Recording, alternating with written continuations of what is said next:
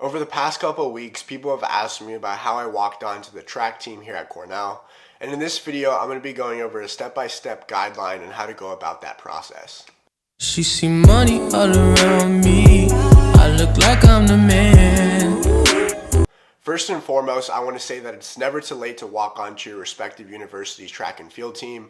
I actually ended up walking on as a junior in college, and I know that my path to becoming a student athlete is very untraditional, and that most of the time it's graduating seniors coming into their first year as freshmen. So like I said, it's never too late to actually walk on as long as you're willing to put in the effort and sacrifice to get to that level. My first step that I would recommend is doing your due diligence in researching the team's performance within the previous year and comparing that to your records and marks.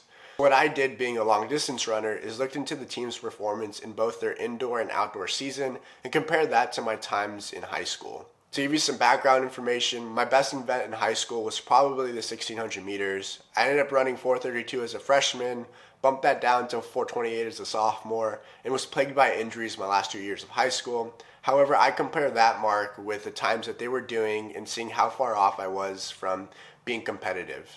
And I found that my times weren't completely far away and that I actually would have a shot if I put the time and effort to get to that level again. My second step would be to reach out to the coach and introduce yourself, giving them a little bit of your background information from your high school personal records and just your general interest in wanting to walk on to the team. Every college and university is different, so just send an email out, seeing if you get a response. And if you don't be concerned. I actually didn't get a response until after a month after my first initial message.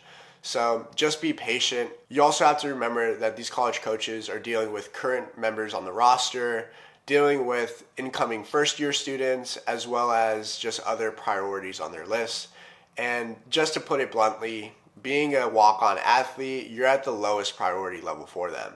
So just keep that in mind and don't be discouraged if you don't get a response right off the bat. But luckily, he did end up responding, and we were in constant communication over the summer. He gave me some sort of help on what to do in preparation for the tryout. There wasn't a set date in place, but I just kept that in the back of my mind just to build up mileage and do a couple workouts during the summer just so I could feel fit heading into the actual tryout date.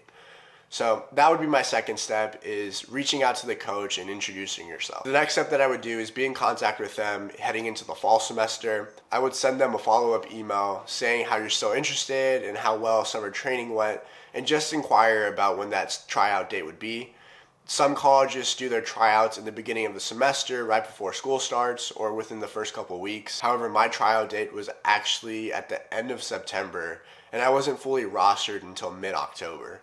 So just keep that in mind, that a lot of the times coaches are dealing with their cross-country season or other things that they need to take care of. So just be patient, like I said, and things will hopefully work out in the end. The last step is actually trying out. For me, it was a 3,200 time trial. I actually thought I would be doing an 8K time trial because I was preparing for the cross-country season. But the way that my university's team was set up is that we were just going to do it in the middle of the semester rather than the beginning. So I would only get an indoor and outdoor track season, which was completely fine because at the end of the day, it's dependent on what the coach wants and his needs. So I ended up doing the 3,200 time trial. I ran 9:35 that day, and that was good enough to earn a spot on the varsity team. I'm super excited to be able to be a part of the roster, and just knowing that all that work and sacrifice that I did leading up to the summer, as well as throughout high school, ended up paying off eventually.